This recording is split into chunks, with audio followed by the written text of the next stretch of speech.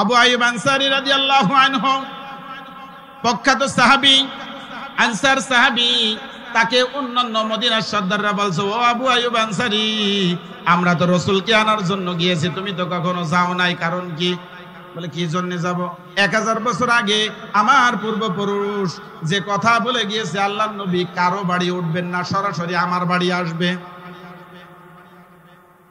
বিশ্ব নবী সাল্লাল্লাহু আলাইহি ওয়াসাল্লাম কে নিয়ে ওই উটটা এমন ভাবে দৌড়াচ্ছে, দৌড়াতে দৌড়াতে আবু আইয়ুব আনসারী রাদিয়াল্লাহু আনহুর বাড়ির মধ্যে ঢুকে গিয়েছে, গেটের মধ্যে। এর মধ্যে আবু আইয়ুব আনসারী রাদিয়াল্লাহু আনহু ভিতর থেকে তার যে কর্মচারী ছিল আবু লাইলা, তাকে বলল, চাবি নিয়ে দৌড়া, রাসূল চলে এসেছে। আবু লাইলা যখন চাবি নিয়ে চলে গিয়েছে, রাহমাতুল লিল আলামিন উঠের পর থেকে নেমে বলল, তোমার নাম আবু লাইলা না? তোমার কাছে তুব্বা ওয়াল হিমিয়ারের যে চিঠিটা ছিল, ওই চিঠিটা কোথায়?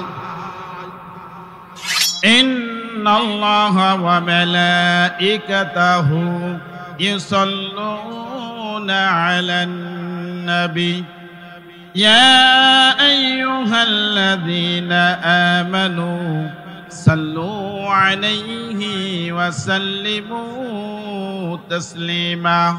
আল্লাহুম্মা সাল্লি আলা মুহাম্মাদিন ওয়া আলা আলি মুহাম্মাদ কামা সাল্লাইতা আলা ইব্রাহিম ওয়া আলা আলি ইব্রাহিম ইন্নাকা হামিদুম মাজিদ।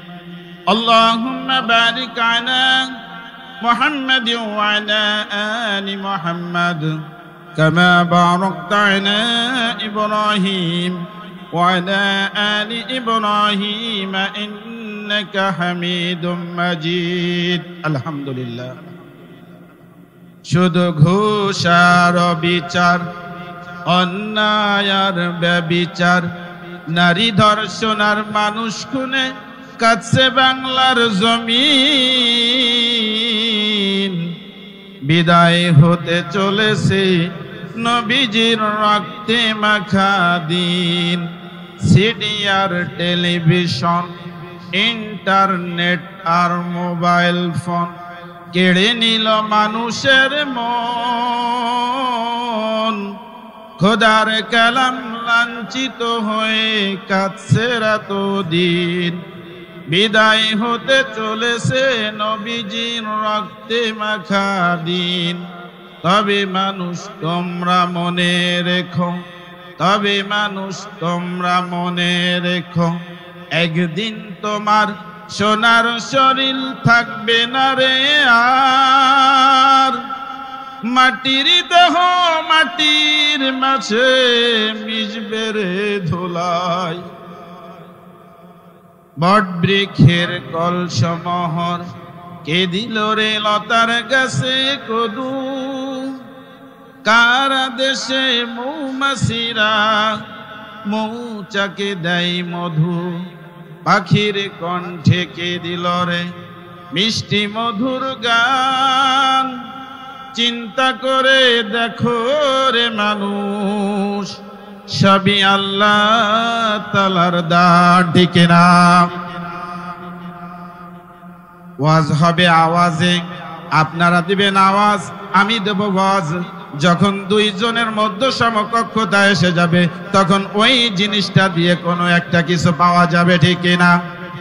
আল্লাহ পাক রব্বুল আলামিন এমন একটা কোরআনের মজলিসে আপনাকে আমাকে যে বসার তৌফিক দান করলেন, সে রব্বে করিমের দরবারে শুকরিয়া জ্ঞাপন করি, বলে আলহামদুলিল্লাহ। বিশ্বনবী সাল্লাল্লাহু আলাইহি ওয়াসাল্লাম মানবতার মুক্তির দূত, রাহমাতুল লিল আলামিন, সাইয়্যিদুল মুরসালিন, খাতামান নবিয়্যিন। তিনি আপনার নবী, আমার নবী, আমাদের পূর্বে যারা ছিল তাদের নবী, এমনকি নবীদেরও নবী। সেই নবীর শানে মুহাব্বতে দুরূদ ও সালাম পাঠ করি, বলি সাল্লাল্লাহু। বিশ্বনবী সাল্লাল্লাহু আলাইহি ওয়াসাল্লাম বলেছেন, যেখানে কোনো কোরআন হাদিসের আলোচনা করা হয়, আল্লাহ এবং তার রাসূলের শানে যখন কথা বলা হয়, সেখানে যারা উপস্থিত থাকে ওই জায়গাটাকে আল্লাহ পাক রব্বুল আলামিন একটা জান্নাতের বাগান হিসেবে বর্ণনা করেছেন। এই জান্নাতের বাগানে যারা মুসলিম তারাই বসবে, আর যারা মুরতাদ, যারা মুশরিক, তারা কিন্তু বসতে পারবে না। আলোচনা এখনো শুরু হয় নাই। খাবার যেমন, খাবারের মানও তেমন হবে। শ্রোতা যেমন, শ্রোতাদের চাহিদা অনুপাতে কথা বলতে পারলে শ্রোতাদের জন্য কাজে আসবে, ঠিক কিনা? আল্লাহ পাক রব্বুল আলামিন তামাম দুনিয়াতে মানুষদেরকে পাঠিয়ে আল্লাহ পাক রব্বুল আলামিন দুইটা শ্রেণী নির্ণয় করে দিয়েছে। একটা শ্রেণী হচ্ছে মুমিন, আর একটা শ্রেণী হচ্ছে কাফের। আল্লাহ পাক রব্বুল আলামিন এখানে বলছে যারা মুমিন তারা জ্ঞানবান, আর যারা মুমিন তাদের কিছু গুণাবলী রয়েছে। আর এই গুণাবলী যদি আপনার আমার মধ্যে থাকে তাহলে আমরা মুমিন, আর যদি গুণাবলী না থাকে তাহলে আমরা মুমিন মুসলমান মুত্তাকিন হিসাবে নিজেদেরকে পরিচয় দিতে পারবো না। 13 নম্বর পারার 11 নম্বর পৃষ্ঠা 3 নম্বর লাইন, সূরার নাম সূরাতুর রাদ। আল্লাহ পাক রব্বুল আলামিন 19 নম্বর আয়াতে বলছে আফামান ইয়ালামু আন্নামা উনজিলা ইলাইকা মির রাব্বিকাল হাক্কু কামান হুয়া আ'মা ইন্নামা ইয়াতাযাক্কারু উলুল আলবাব। আফামান ইয়ালামু, তবে কি যে ব্যক্তি জানে, আন্নামা উনজিলা ইলাইকা, নবী হে আপনার প্রতি যা কিছু নাজিল হয়েছে, যারা জানে, কি জানে, আন্নামা উনজিলা ইলাইকা মির রাব্বিকাল হক, আল্লাহ পাক রব্বুল আলামিনের দরবার থেকে, আল্লাহ পাক রব্বুল আলামিনের থেকে যা কিছু নাজিল হয়েছে এইটা সত্য হিসাবে যারা জানে, আর যারা জানে না তারা কি সমান হতে পারে? কথা বলেন। বাদাম খাওয়া বন্ধ রাখতে হবে। যত সময় আমার আলোচনা চলবে কোনো বাদাম চলবে না, কোনো এদিক ওদিক চলবে না, মুখ শুধু শিক্ষকের দিকে, আর শিক্ষক যে টিচটা দিবে ওইটাই গ্রহণ করতে হবে। আল্লাহ পাক রব্বুল আলামিন কামান হুয়া আমা, অন্ধের মতো নাকি ওই ব্যক্তি যে কোরআন দেখতে পারে, যে কোরআন বোঝে, ওই ব্যক্তি কি অন্ধ? না না না না, অন্ধ নয়। যে কোরআন বোঝে, যে কোরআন জানে, ওই ব্যক্তি আলোকময়। কারণ কোরআন হচ্ছে হুদা, কোরআন হচ্ছে নূর, কোরআন হচ্ছে আলো, কোরআন হচ্ছে হেদায়াত, কোরআন হচ্ছে জান্নাতে যাওয়ার রাস্তা। কেমন রাস্তা? কিভাবে বুঝবো রাস্তা? আমরা নামাজে দাঁড়াই, নামাজে দাঁড়িয়ে বলি ইয়াকা না'বুদু ওয়া ইয়াকা নাস্তাঈন, বলি কিনা? কথা বলেন, বলেন কিনা? কিন্তু বলি আল্লাহ তোমার নিকট সাহায্য চাই এবং তুমি একমাত্র সাহায্যকারী, তোমার ইবাদত করি, তোমার কাছে সাহায্য চাই। তারপরে বলি ইহদিনাস সিরাতাল মুস্তাকিম, আয় রব্বুল আলামিন আমাকে সরল সঠিক পথ দেখাও। সারা জীবন সদ থেকে যদি আমরা সদের জায়গায় উচ্চারণ না করে সিন পড়ি, তাহলে সিরাত শব্দের অর্থ রাস্তা, আর সিরাত শব্দের অর্থ গজারির লাঠি। আমি বললাম আল্লাহ তুমি আমাকে সিরাত দাও, গজারির লাঠি দাও, লাঠি দাও। একদিন, 2 দিন, 50 দিন, 50 বছর ধরে গজারির লাঠি চাইলাম, কিন্তু মাবুদ তখন ফেরেশতাদের বলবে যাও ওরে লাঠি দিয়ে দাও। এই লাঠি খাওয়া মুসলমান আমাদের মধ্যে বেশি কিনা? বিশ্বনবী সাল্লাল্লাহু আলাইহি ওয়াসাল্লাম কে আল্লাহ পাক রব্বুল আলামিন বলেন যে কোরআন আমি তোমার উপর নাযিল করলাম। নবী হে তুমি কি জানো এই কোরআনের মর্যাদা কেমন? রাসূল কি বুঝবেন? আসলে সেই জিনিসটার দাম বোঝা যায় যে জিনিসটার মূল্য সম্পর্কে সমক্ষ জ্ঞান থাকে। এজন্য আল্লাহ পাক রব্বুল আলামিন সূরা ইয়াসিন নাজিল করে দিলেন, ইয়াসিন ওয়াল কুরআনিল হাকীম ইন্নাকা লামিনাল মুরসালিন। এটা জানেন কিনা সবালে? বিশ্বনবী সাল্লাল্লাহু আলাইহি সাল্লাম কে আল্লাহ পাক রব্বুল আলামিন বলেন কেমন কোরআন আমি দিয়েছি যে কোরআন সম্পর্কে তোমার আরো জানতে হবে। 8 নম্বর পারার 1 নম্বর পৃষ্ঠা 10 নম্বর লাইন, সূরাতুল আনআমের 115 নম্বর আয়াত আল্লাহ পাক রব্বুল আলামিন বলেন ওয়া তাম্মাত কালিমাতু রাব্বিকা সিদকান ওয়া আদলা লা মুবাদদিলা লিকালিমাতিহি ওয়া হুয়াস সামিউল আলিম। ওয়া তাম্মাত কালিমাত, তোমার রবের পক্ষ থেকে যে কালিমা নাজিল হয়েছে এই কালিমা পরিপূর্ণ, এতে কারো থেকে ধার নেওয়া লাগবে না, কর্জ নেওয়া লাগবে না। কিন্তু কর্জ বর্তমান যুগে আমরা নিচ্ছি সাধ্য সিদ্ধির জন্য, ইসলামকে বিক্রি করে দিচ্ছি, নাস্তিকদের সাথে হাত মিলাচ্ছি শুধু ক্ষমতার মসনদে যাওয়ার জন্য। আজকে আমার ঈমান বিক্রি করে দিচ্ছি, আমার আমল বিক্রি করে দিচ্ছি। আমি কোন জায়গায় রয়েছে? আল্লাহ বলছে লা মুবাদদিলা লিকালিমাতিহি, এই যে কোরআন নাজিল করে দিয়েছি এর মধ্যে কোনো পরিবর্তন নাই।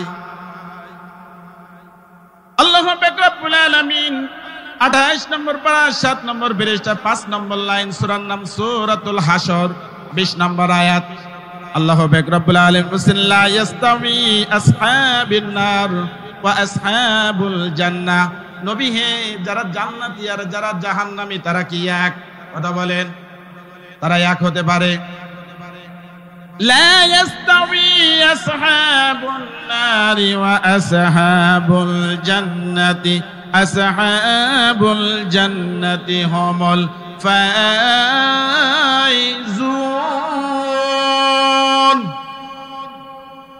বলছে প্রকৃতপক্ষে সফল কাম তারাই যারা জান্নাতে যাবে। এখন জান্নাতি দলে যেতে চান কারা কারা? হাতগুলো দেখতে চাই। লিল্লাহে তাকবীর, লিল্লাহে তাকবীর। আল কোরআনের আলো নিজের অন্তরে জ্বালো, আগে অন্তরে জ্বালাতে হবে, তা না হলে শুধু হাত জাগায় আল কোরআনের আলো, সংসারে জ্বালো আর সংসারে জ্বালো। নিজের ভিতর কোরআন নাই, আপনি সংসার চালাইবেন কোনটা দিয়ে? আল্লাহ পাক রব্বুল আলামিনের পরামর্শে কুরআনুল কারীমে সূরাতুল ইউনূসের 57 নম্বর আয়াত আল্লাহ পাক রব্বুল আলামিন বলেন ইয়া আইয়ুহান নাস। কাদেরকে বলছে আল্লাহ? ইয়া আইয়ুহান নাস, সমস্ত মানুষদেরকে বলছে। এখানে কিন্তু ডাব্লিউ বুশরেও বলছে, লাদেনরেও বলছে, এখানে কিন্তু নরেন্দ্র মোদীকেও বলছে আল্লাহ। এখানে কিন্তু আমাদের বাংলাদেশের সমস্ত আলেম ওলামাদেরকেও বলছে, মুশরিকদেরকেও বলছে, কাফেরদেরকেও বলছে ইয়া আইয়ুহান নাস قد جاءكم موعظة من ربكم وشفاء لما في الصدور يا أيها الناس। এখানে আল্লাহ পাক রব্বুল আলামিন বলেন না ইয়া আইয়ুহাল মুমিনুন, ইয়া আইয়ুহাল মুসলিমুন, ইয়া আহলাল আরং, ইয়া আহলাল কুরাইশ। কাউকে কিন্তু আল্লাহ ডাইরেক্ট বলছেন। এখানে মানুষদেরকে, যে মানুষ, সমস্ত মানুষের জন্য আল্লাহ পাক রব্বুল আলামিন কোরআনকে দুইটা বিশেষ নিয়ামত দান করেছেন। কয়টা? قد جاءكم موعظة من ربكم। মাওয়াইজ, আমি তোমাদের জন্য ওয়াজ হিসাবে কোরআনকে দিলাম, নসিহা হিসাবে দিলাম, প্রেসক্রিপশন অনুযায়ী দিলাম, প্রেসক্রিপশন হিসাবে কোরআনকে তোমাদের জন্য দিলাম। মাওয়াইজাতুম মির রাব্বিকুম ওয়া শিফাউল লিমা ফিস সুদুর, তোমার অন্তরে যে রোগ রয়েছে ওই রোগের ওষুধ হিসাবে আমি কোরআনটাকে দিয়ে দিলাম। সুবহানাল্লাহ। বিশ্ব নবী সাল্লাল্লাহু আলাইহি ওয়াসাল্লামকে নবী হিসাবে মানতে আমাদের আপত্তি আছে? তো আছে। আওয়াজ যখন আমি বললাম যে আছে, তো আপনারা কিন্তু খেয়ালে আছেন কিনা? কথা কিন্তু সবসময় খেয়ালে থাকতে হবে। আমি নেগেটিভ সাইড দিয়ে প্রশ্ন করে আপনাদেরকে আটকানোর চেষ্টা করব। আপনারা যদি বেখেয়ালে থাকেন, সুবহানাল্লাহ জায়গায় নাউজুবিল্লাহ বলে ফেলার সম্ভাবনা আছে। বিশ্বনবী সাল্লাল্লাহু আলাইহি ওয়াসাল্লামকে আল্লাহ পাক রব্বুল আলামিন রাসূল হিসাবে পাঠিয়েছেন। আর রাসূল হিসাবে পেয়ে আমরা কি আনন্দিত কিনা? কতটুকু? আমার নবীর চরিত্র ফুলের মতো পবিত্র, আর আমার নেতার চরিত্র তামাকের মতো পবিত্র। দলা খায় 6 ওয়াক্ত, নামাজ পড়ে না কোনো ওয়াক্ত, ঠিক না? বিশ্বনবী সাল্লাল্লাহু আলাইহি ওয়াসাল্লামকে আল্লাহ পাক রব্বুল আলামিন রাসূল হিসাবে পাঠিয়েছেন। এটা আপনার আমাদের জন্য পরম পাওয়া। কারণ রাসূল সাল্লাল্লাহু আলাইহি ওয়াসাল্লাম এমন একজন ব্যক্তি, পৃথিবীতে আদম আলাইহিস সালাম থেকে শুরু করে মুহাম্মদুর রাসূলুল্লাহ সাল্লাল্লাহু আলাইহি ওয়াসাল্লাম পর্যন্ত যত নবী এবং রাসূল এসেছেন এবং রাসূলের শেষ উম্মত পর্যন্ত একজন মানুষ আছেন যিনি দুই দিকে দেখতে পারতেন সমানভাবে। সম্ভব? আপনি দেখেন তো পিছনে কি হচ্ছে, দেখতে পারবেন। কিন্তু আপনার আমার নবী এমন নবী রাহমাতুল লিল আলামিন, যে নাকি আল্লাহ পাক রব্বুল আলামিন সামনে যেমন দুইটা নয়ন দিয়েছিলেন, পিছনে এমন একটা পয়েন্ট আল্লাহ বসায় রাখছিলেন, যার কারণে আমার রাসূল পিছনেও দেখতে পেতেন। ওয়ামা মুহাম্মাদুন ইল্লা রাসূলুন ক্বাদ খালাত মিন ক্বাবলিহির রাসূল। আল্লাহু আকবার। বিশ্বনবী সাল্লাল্লাহু আলাইহি ওয়াসাল্লাম আমাদের কাছে যে কোরআন নিয়ে এসেছেন, এই কোরআন আমাদের জন্য এমন প্রেসক্রিপশন, যে প্রেসক্রিপশনটার মেডিসিন যদি আমরা গ্রহণ করি, তাহলে আপনার আমার জীবনের যা কিছু প্রয়োজন সমস্ত কিছু এই কোরআনে রয়েছে। সন্দেহ আছে কারো? বিশ্বনবী সাল্লাল্লাহু আলাইহি ওয়াসাল্লামের উপর যখন 40 বছরে কোরআন অবতীর্ণ হয়ে গেল, এই কোরআন অবতীর্ণ হয়ে যাওয়ার পর যখন তিনি নবুয়ত পেলেন, সর্বপ্রথম যিনি ঈমান এনেছিলেন তার নাম কি? মা খাদিজাতুল কুবরা রাদিয়াল্লাহু আনহা। নারীরা কিন্তু অধিকাংশই জাহান্নামে যাবে, কিন্তু তার মধ্যে কিন্তু ইসলামে প্রথম নারী হচ্ছে মা খাদিজাতুল কুবরা রাদিয়াল্লাহু আনহা। আর পুরুষদের ভিতর যিনি প্রথম মুসলমান হয়েছেন তার নামটা কি? আমরা সকলেই জানি খলিফায়ে রাশিদিনের অন্যতম খলিফা হযরত আবু বকর সিদ্দিক রাদিয়াল্লাহু আনহু। কিন্তু না, কি কথা? বিশ্বনবী সাল্লাল্লাহু আলাইহি ওয়াসাল্লাম জন্মগ্রহণ করেন নাই। জন্মগ্রহণ করার 1000 বছর আগে ইয়ামানের বাদশা তুব্বে আউয়াল হিমিয়ারি রাসূলকে কেমন ভালোবাসতে হবে, এই ভালোবাসা বোঝানোর জন্য ছোট্ট একটা ঘটনা বলতে যাচ্ছি, যদি আপনারা অনুমতি দেন।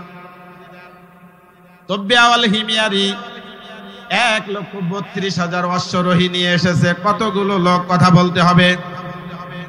1,32,000। পাদতিক বাহিনী 1,30,000। 13,000 তাওরাত, জাবুর আর ইনজিলের আলেম নিয়ে এসেছেন ভ্রমণের জন্য। ভ্রমণ করতে করতে মক্কাতুল মুকাররমায় পৌঁছায় গিয়েছে। কোথায় পৌঁছাইছে? পৌঁছায় দেখে যে আমি এত বড় বাহিনী নিয়ে আসলাম, অথচ কেউ আমার কাছে আসে না, সবাই কাবার দিকে ছোটে। কাবার দিকে ছোটে কারণ কি? সঙ্গে সঙ্গে ওর ভিতরে একজন আলেম বলল যে, শোনেন হুজুর, বাদশা নামদার, আপনি যাই মনে করেন না কেন, এইখানে এমন একটা ঘর আছে, ওই ঘরটাকে মানুষ সবাই এত ভালোবাসে, এত ভালোবাসে, আপনি এত শূন্য সমস্ত নিয়ে আসছেন, ওইটা দেখার আর সময় নাই। মনে মনে কল্পনা করছে কাবাটা ভাঙিয়ে দেব। আর আপনার সামনে যদি কেউ বলে যে কাবাটা ভেঙে দেব, আপনি কি করবেন? আপনার সামনে যদি এই কোরআনটা কেউ ছিঁড়ে ফেলে, তাকে কি করবেন? কিছুই করবেন না, কারণ বোঝা গেছে কিছুদিন আগে আপনার যদি শরীরের মধ্যে রক্ত থাকতো তাহলে খানকায় বসে তাবিজ লিখতেন না। আপনার মধ্যে যদি ঈমানি তাজাল্লি থাকতো তাহলে এই 7 গ্রামের লোক ডেকে আপনি ময়দানে ছুটে যেতেন, ঠিক না?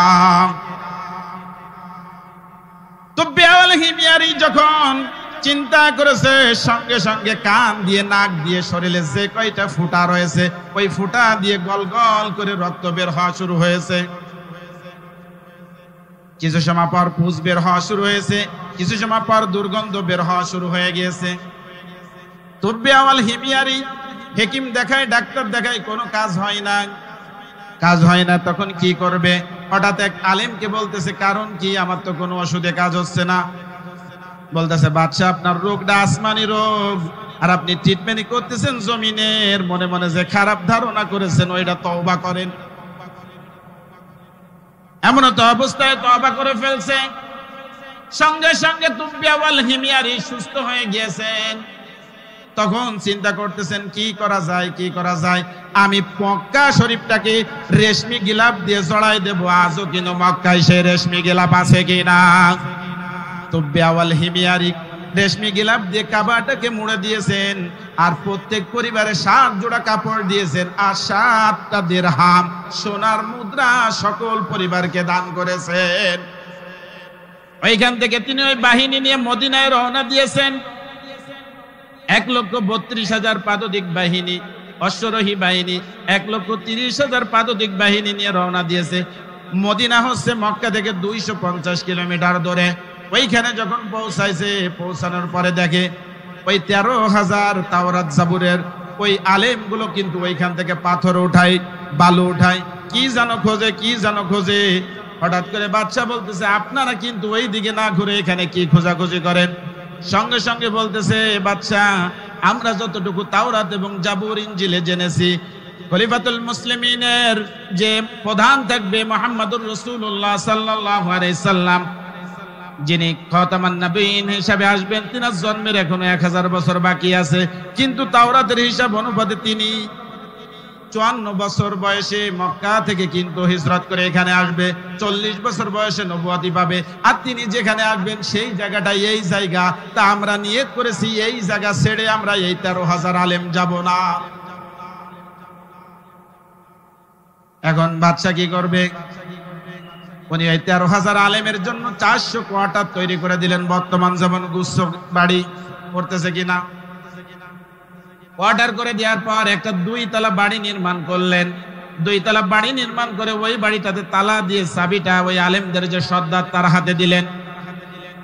সর্দারের হাতে দিয়ে বলল, আমি একটা চিঠি লিখে যাচ্ছি, আর মুহাম্মদুর রাসূলুল্লাহ সাল্লাল্লাহু আলাইহি ওয়াসাল্লামের প্রতি ঈমান আনলাম, আর এই চিঠিখানা আল্লাহর রাসূলকে দিও, আর এই চাবিটা পর্যায়ক্রমে তুমি, তোমার সন্তান, তার সন্তান, এইভাবে পৌঁছাতে আল্লাহর নবী যেদিন এখানে হিজরত করে আসবে সেই দিন আল্লাহর রাসূলের হাতে এই চাবিটা দিও, আর চিঠিটা দিয়ে বলো, তুব্বে আউয়াল হিমিয়ারি আপনাকে নবী হিসাবে কবুল করে নিয়েছেন। বিশ্বনবী সাল্লাল্লাহু আলাইহি ওয়াসাল্লাম হযরত আলী রাদিয়াল্লাহু আনহুকে নিজের ঘরে শুয়ে রেখে হিজরতে চলে গিয়েছেন। ইতিহাস সবাই জানেন। মক্কা থেকে 3 মাইল দূরে কুবা নামক জায়গা তিনি পৌঁছাইছেন। এমন তো ওইখানে যাই কুলসুম বিন হদমের বাড়িতে উঠছেন, তিনার আব্বার মামা বাড়ি মানে দাদা বাড়ি। কথা বুঝছেন? আব্বার মামা বাড়ি মানে দাদা বাড়ি। এই সংবাদ পেয়ে মদিনার বিভিন্ন গোত্রের যে সমস্ত সর্দাররা রয়েছে এসে বলছে, ইয়া রাসূলুল্লাহ, আপনি কি মদিনায় যাবেন না?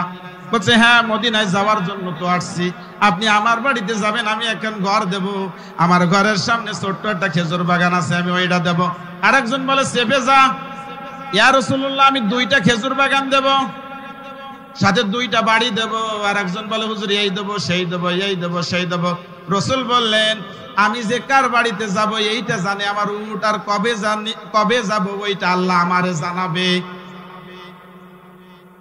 বিশ্বনবী সাল্লাল্লাহু আলাইহি ওয়াসাল্লাম জুমার দিন 40 জন সাহাবী নিয়ে রওনা দিয়েছেন। সানিয়াতুল বিদা পাহাড়ের পাশে যাচ্ছে, হঠাৎ করে কিডিং কিডিং কিডিং কিডিং আওয়াজ বাজতেছে। কি ব্যাপার? হঠাৎ করে আল্লাহ রাসূল সাল্লাল্লাহু আলাইহি ওয়াসাল্লাম বললেন, উটের পরে ছিল, উটটা বসে পড়লো, চেহারাটা বিবর্ণ হয়ে গেছে আল্লাহর রাসূলের। সাহাবা আজমাইন এসে বলছে, ইয়া রাসূলুল্লাহ, ইয়া হাবিবাল্লাহ, কোনো সমস্যা নাকি?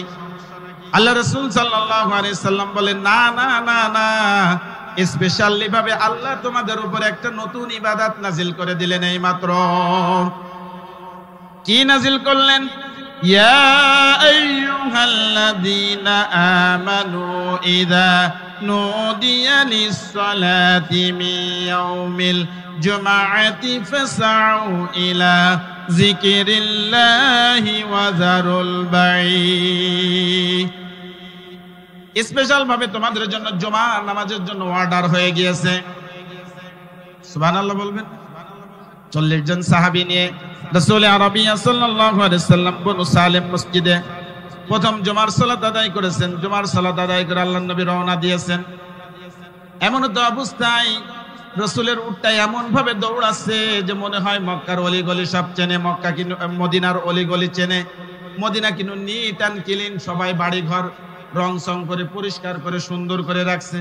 রাসূল আমার বাড়ি আসবে, যার বাড়ির উঠান পার হয়ে যায় সে বলে, হায় আফসোস, হায় আফসোস, আমি পেলাম না, আমি পেলাম না। সামনের লোক চিন্তা করে আমি পাবো।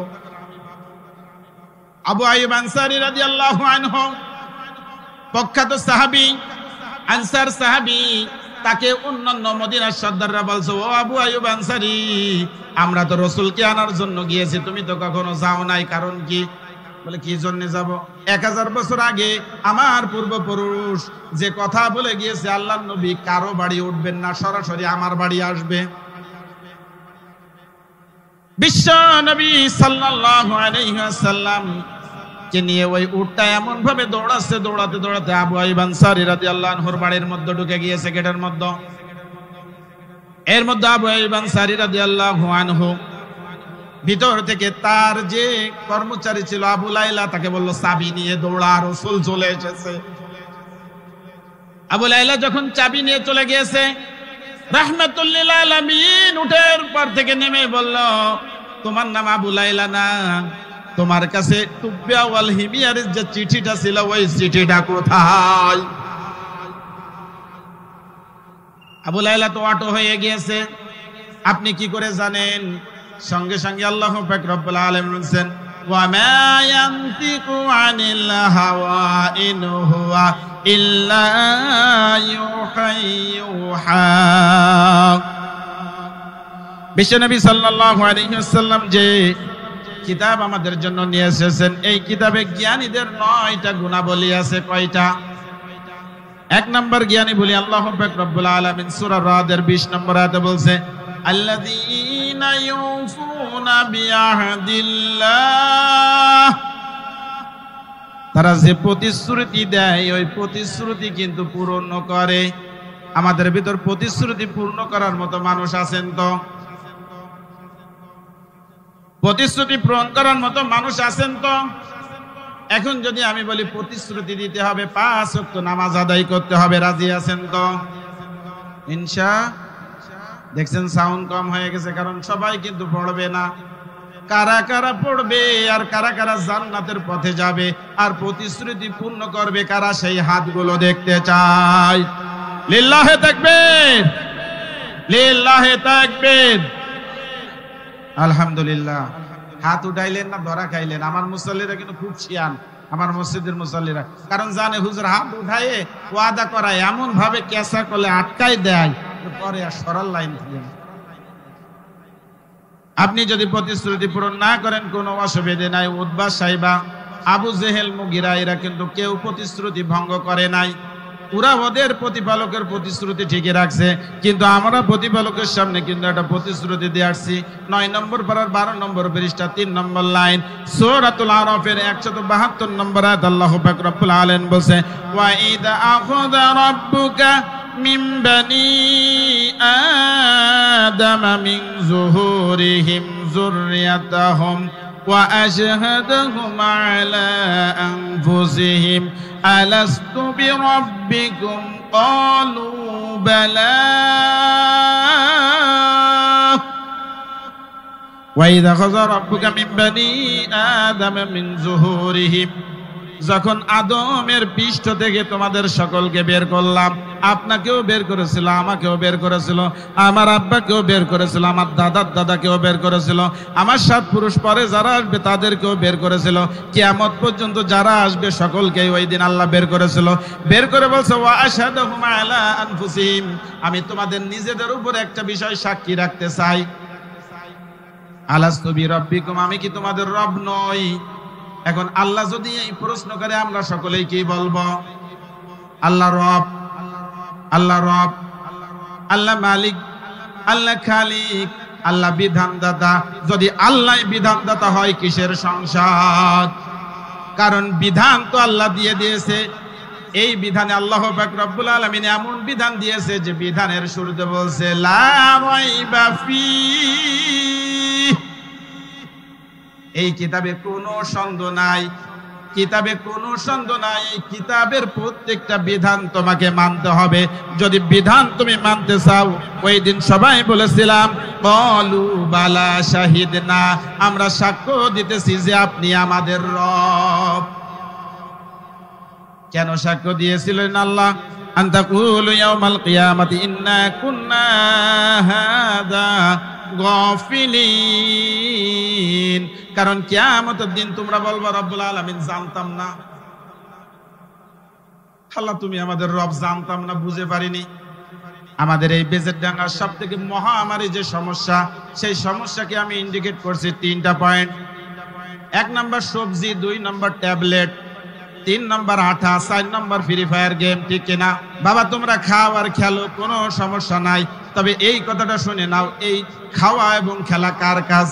আল্লাহ পাক রব্বুল আলামিন বলেন ইয়া আইয়ুহাল্লাযীনা আমানু ইন্নামাল খামরু ওয়াল মাইসিরু ওয়াল আজলামু রিজসুম মিন আমালিশ শাইতান। ইয়া আইয়ুহাল্লাযীনা আমানু, হে ঈমানদারগণ, ইন্নামাল খাম, নিশ্চয় নেশাজাত দ্রব্য মদ, মুদমিনুল খাম, প্রত্যেক নেশাজাত দ্রব্যই মদ, ওয়াল আনসাব রিজসুম মিন আমালিশ শাইতান, এবং যে জুয়া রয়েছে এই মদ, জুয়া আর ভাগ্য নির্ধারণ করা তীর, এই কাজটা কার জানো? রিজসুম মিন আমালিশ শাইতান, এটা সরাসরি শয়তানের কাজ। যখন তুমি এই দলে অন্তর্ভুক্ত হয়ে যাবা, তুমি কিন্তু মুসলমান থাকবা না, তুমি কি হয়ে যাবা সেইটাও আল্লাহ পাক রব্বুল আলামিন বলেছে ওয়া মান ইয়াকফুর বিল ঈমান ফাকাদ হাবিতাত আমালুহু। যখন ঈমানের সাথে কুফরি করবে, তখন আল্লাহ পাক রব্বুল আলামিন তোমার বিগত জীবনে যে ভালো আমলগুলো করেছে ওইগুলো সবগুলো আল্লাহ আমলনামা থেকে ডিলিট করে দিবেন। জোর করে লিখাবো, লেখ, ডান পাশে ফেরেশতারা গুতবে, লেখ তাড়াতাড়ি লিখে দেবে। বিশ্বনবী সাল্লাল্লাহু আলাইহি ওয়াসাল্লাম বলেন, যখন কোন মানুষ গুনাহে লিপ্ত হয়ে যায়, তখন ওই মানুষটা ঈমান হারা হয়ে যায়। ও বাবারা, ও ভাইরা, ও ছেলেরা, তোমরা যারা আজকে মাদকের সাথে রয়েছো, যারা জোয়ার সাথে রয়েছো, ওই অবস্থাতে তোমার মৃত্যু হবে না, এইটা তোমাকে কে বলেছে? কারণ বসে আছি, উঠে দাঁড়াতে পারবো, এর কোনো গ্যারান্টি আছে? বাইরে যারা দাঁড়ায় রয়েছে ইনাদের কিন্তু গ্যারান্টি আছে। হ্যাঁ, বিশ্বনবী সাল্লাল্লাহু আলাইহি ওয়াসাল্লাম, আল্লাহ পাক রব্বুল আলামিন রাসূলকে জানাই দিয়েছেন, লা তা'বুদুনা ইল্লাল্লাহ, তোমার উম্মতদেরকে জানাও তারা যেন আমি আল্লাহ ব্যতীত অন্য কারো ইবাদত না করে। ওয়াবিল ওয়ালিদাইনি ইহসানা, পিতা মাতার সাথে যেন সদাচরণ করে। আমরা তো সকলেই পিতা মাতার সাথে সদাচরণ করি, ঠিক কিনা? প্রখ্যাত আলেমে দ্বীন, প্রখ্যাত আল্লাহর ওলি মালিক ইবনে দিনার রাহমাহুল্লাহ হজে গিয়েছেন। ছোট্ট একটা ঘটনা বলে আমার সিটি চলে এসেছে, নেমে যেতে হবে। মালিক ইবনে দিনার রাহমাতুল্লাহ আলাইহি, মালিক ইবনে দিনার রাহমাতুল্লাহ আলাইহি হজে গিয়েছেন। এমন তো অবস্থায় উনি হাতিমে কাবার পাশে শুয়ে রয়েছেন, এমন তো অবস্থায় উনি ঘুমায় আছেন। রাসূল সাল্লাল্লাহু আলাইহি ওয়াসাল্লাম স্বপ্নের মতো জানাই দিয়েছে, মালিক ইবনে দিনার, এই বছর যারা হজে এসেছে তার মধ্যে একজন মানুষের হজ কবুল হবে না, আর ওই মানুষটা যদি আপনি বা আমি হই, লাগবে কেমন? মালিক ইবনে দিনার রাহমাতুল্লাহ আলাইহি কিন্তু স্বপ্নের মধ্যে ওই লোকটার কিছু বিবরণ পেয়ে গিয়েছেন। ওই লোকটা বাগদাদ থেকে এসেছে। ওই লোকটার ছিল মুহাম্মদ বিন হারুন আল বাখলি নাম শুনছেন কখনো? খুঁজতে খুঁজতে আল্লাহর ওলি মালিক ইবনে দিনার রাহমাতুল্লাহ আলাইহি চলে গিয়েছে হারুন বখলের ওইখানে সন্ধান নিতে নিতে। বাগদাদের কাফেলা কোথায় রয়েছে ওইখানে যায় খোঁজ নিয়ে জানে যে এইখানে মোহাম্মদ হারুন বখলি নামে যে লোক রয়েছে, ওই লোক একজন বুজুর্গানে দিন, দীর্ঘ 40 বছর যাবত সারা রাত তাহাজ্জুদ আদায় করে, আর 40 বছর সারা দিন সিয়াম পালন করে। সঙ্গে সঙ্গে এক যুবককে বলতেছে, যুবক, এই মোহাম্মদ হারুন বখলিকে কোথায় পাওয়া যাবে? বলতেছে যে হয়তোবা হারামের পাশে পাওয়া যাবে। উনি ওইখানে দাঁড়িয়ে কিন্তু আল্লাহর দরবারে হাত তুলে হাউমাউ করে কান্না করে।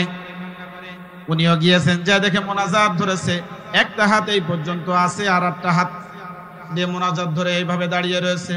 এমন তো অবস্থায় মালিক ইবনে দিনার রাহমাতুল্লাহ আলাইহি দোয়ায় শরীক হয়েছেন। চোরে কিন্তু চোর চেনে, আল্লাহর ওলি কিন্তু আল্লাহর ওলি চিনতে পারে, ঠিক না?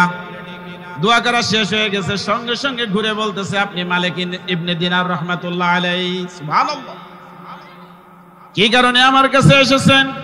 সঙ্গে সঙ্গে বলতেছে যে আপনার হজ কবুল হবে না। আল্লাহ রাসূল সাল্লাল্লাহু আলাইহি ওয়াসাল্লাম স্বপ্ন যোগে আমাকে জানিয়েছেন। উনি বললেন, এইটা জোরে বলো না, মানুষ শুনে ফেলবে। আমি নিজেও জানি দীর্ঘ 40 বছর যাবত লাব্বাইক আল্লাহুম্মা লাব্বাইক দি, কিন্তু গায়েব থেকে একটা আওয়াজ আসে, লা লাব্বাইক লা লাব্বাইক, তোমার লাব্বাইক গ্রহণ করা হবে না। আমিও নিজে জানি, কিন্তু এই কথা মানুষ শুনে ফেললে আমার ইজ্জত হারা হয়ে যাবে। ভাই, ঘটনা কি? বলতেছে, আমি একজন যুবক ছিলাম, সেদিন ছিল 30শে শাবান, পরের দিন রমজান। 30শে শাবানের পরের দিন কি হয়? সবাই যখন তারাবি পড়ে, আমি রাত 12টার সময় প্রচুর পরিমাণে মাল খেলাম। কি খেলাম? প্রচুর পরিমাণ বোতল খেয়ে আমি যখন বাড়ি ফিরেছি, আমার মা কিন্তু তখন বারান্দায় বসে রয়েছে। আমার মা বলতেছে, আজকে রমজানের জন্য সবাই তারাবি পড়ে, অথচ আমি কেমন সন্তান জন্ম দিয়েছি যে সন্তান আজকের দিনেও মদ গিলে বাড়ি ঢোকে। সঙ্গে সঙ্গে আমার হাত কানা দিয়ে মারে এমন জোরে চটকানা মারলাম, মায়ের কান ফেটে টক টক করে রক্ত পড়ে।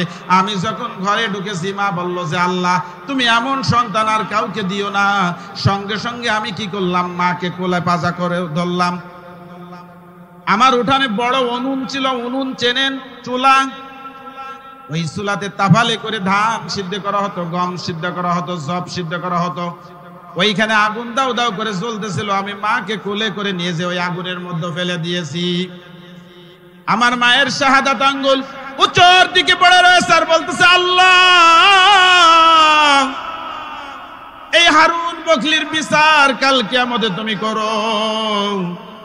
আমার মায়ের শাহাদাত আঙ্গুল উঁচু করে আমি যখন ঘরে ঢুকেছি, সঙ্গে সঙ্গে আমার বিবি ঘরের দরজা বাইরের থেকে আটকাই দিয়েছে। সকালবেলা যখন মদের নেশা, আঠার নেশা, বড়ির নেশা কাটে যাবে, তখন ওই ব্যক্তি কি অবস্থা হবে। হারুন বকলি তখন ঘর থেকে বের হয়েছে সকালবেলা। এত লোকজন, কারণ কি সবার একটাই কথা, কুলাঙ্গার সন্তান, কুলাঙ্গার সন্তান। আমি কি করব? আমি সঙ্গে সঙ্গে ওইখান থেকে দৌড় দিয়ে ঘরে চলে গিয়েছি। আমি ডান হাতটাকে আমার বাম পায়ের তলে ঢুকাই দিয়ে, বাম পা দিয়ে কুড়াল দিয়ে একে কোপে আমার ডান হাতটাকে আমি ছিন্ন করে দিয়েছি। শুধু তাই নয়, 8000 দিনার ছিল আমার কাছে, সবই আল্লাহর রাস্তায় দান করে দিয়েছি।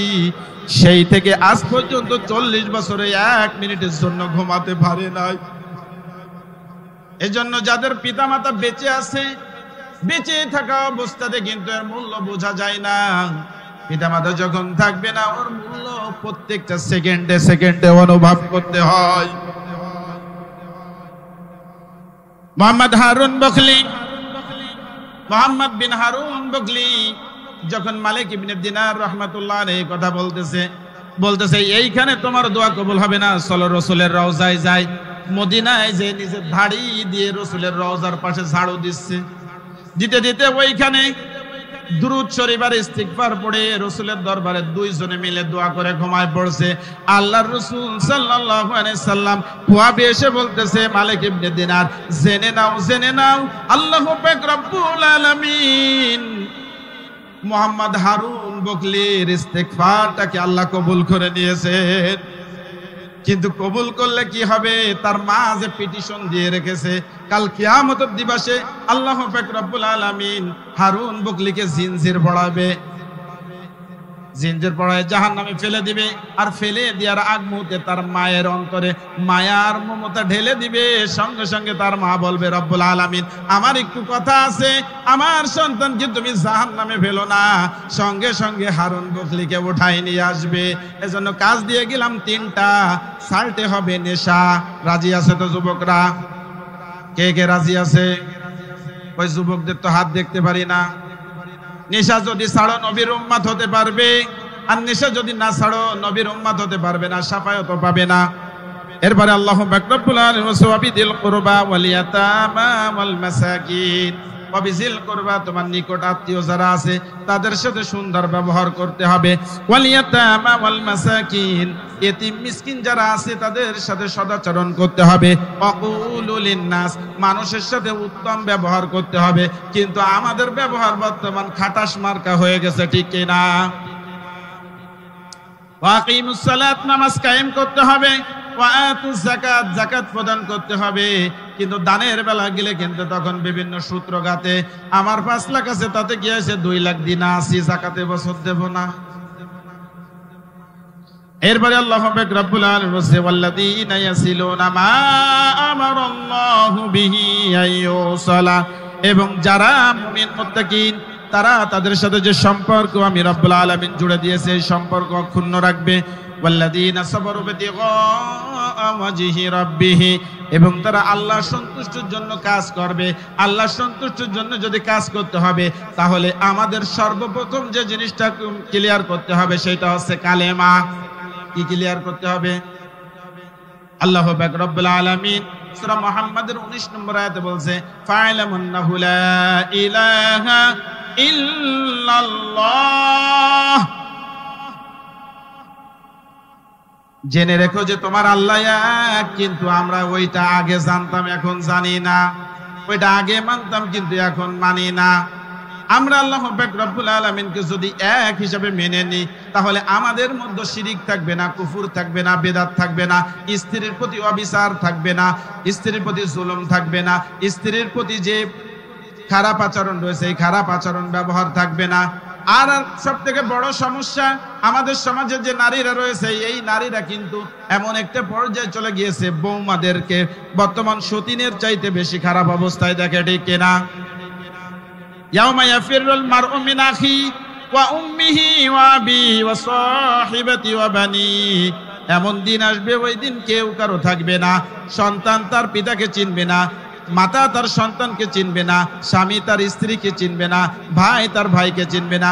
ওই দিন কিন্তু আপনার আমলনামা আপনার হাতেই দেওয়া হবে, আর আমলনামাটা যদি ডান হাতে পাওয়া যায় ওইটাই কিন্তু বড় একটা অপশন। আর যদি আমলনামা ডান হাতে না পাওয়া যায়, আমলনামা যদি বাম হাতে চলে যায়, তাহলে কিন্তু কপালটা পুড়ে যাবে। বিশ্বনবী সাল্লাল্লাহু আলাইহি ওয়াসাল্লাম বলেন, আমলনামাটা বাম হাতে পাওয়াটাই কষ্টকর, কারণ আমলনামাটা যখন বাম হাতে দিবে তখন এই বক্ষ ভেদ করে, কলিজা ভেদ করে হাতটা পিছন দিয়ে বের করতে হবে। বিশ্বনবী সাল্লাল্লাহু আলাইহি ওয়াসাল্লাম বলেছেন, আমলনামাটা বাম হাতে পাওয়াটাই আযাব, আমলনামা বাম হাতে পাওয়াটাই কিন্তু তুমি জাহান্নামে তার প্রমাণ।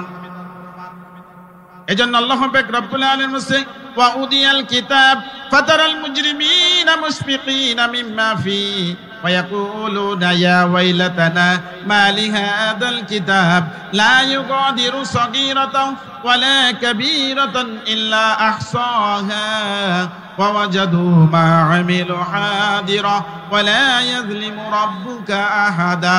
আমলনামা যখন বাম হাতে দিয়ে দেওয়া হবে, সঙ্গে সঙ্গে বলবে লা ইউগাদিরু সাগীরাতান ওয়ালা কাবীরাতান, আল্লাহ এ কেমন কিতাব, এতে ছোট গুনাহ লেখা, বড় গুনাহ লেখা, এটা কি গুনে গুনে লিখিছো?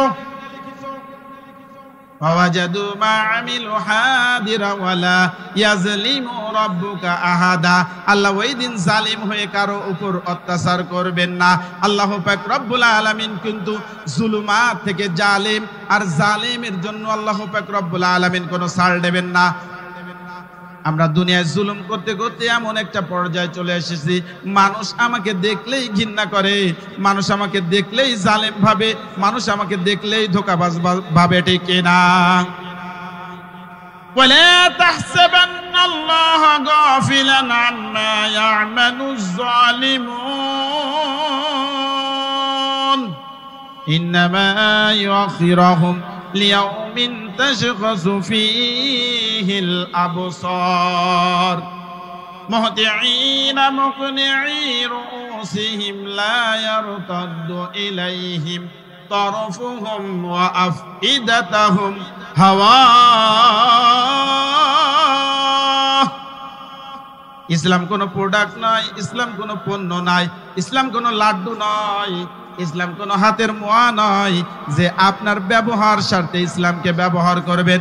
ইসলাম আপনার নিজের সম্পদ, নিজের ধর্ম, নিজের কর্ম, নিজের বাস্তবিক জীবনে, রাষ্ট্রীয় জীবনে, পারিবারিক জীবনে, সাংগঠনিক জীবনে, প্রত্যেকটা ক্ষেত্রে ইসলামের ভিতরে আপনাকে দাখিল হতে গেলে আগে নিজের মধ্যে ইসলাম ঢোকাতে হবে, ঠিক কিনা? আল্লাহ পাক রব্বুল আলামিন বলছে, কাল কিয়ামতের দিন কিছু মানুষ এমন অবস্থায় উত্থিত হবে যাদের চোখগুলো উপরের দিকে থাকবে, ফেরেশতারা তাদের ঘাড়ের উপরে এমন ভাবে আঘাত করবে, মুহতিঈনা মুকনি রুউসিহিম, তাদের মাথাগুলো এভাবে উপরে থাকবে, রুউসিহিম ওয়া আফিদাতুহুম হাওয়া, তাদের ভিতরে যে কলিজা রয়েছে মনে হবে যে কলিজাহীন অবস্থায় দৌড়াবে। এখন এই অবস্থাতে দৌড়াতে রাজি আছেন তো? রাজি আছেন? তাহলে মানতে হবে কয়টা কাজ? 9টা কাজ। আমি কিন্তু পর্যায়ক্রমে দ্রুত বলে ফেলছি, যেহেতু আমার নোটিশ চলে এসেছে যে হুজুর আপনার সময় শেষ। 1 নম্বর কাজ হচ্ছে নামাজ আদায় করতে হবে। 1 নম্বর কাজ কি? 2 নম্বর কাজ কি? যাকাত দিতে হবে। 3 নম্বর কাজ কি? অবিজিল কুরবা, নিকট আত্মীয় যারা আছে তাদের সাথে সুন্দর আচরণ করতে হবে। কথা বলেন। অকুলুল লিন্নাস, মানুষের সাথে সুন্দর ব্যবহার করতে হবে। পিতামাতার সঙ্গে সদাচরণ করতে হবে। রাজি আছেন তো? আর যুবকদের জন্য 4টা ওষুধ। প্রথম কাজ আছে নেশা ছাড়তে হবে। কি ছাড়তে হবে? নেশা। 2 নম্বর কাজ হচ্ছে যুবকরা সমাজের কর্ণধার।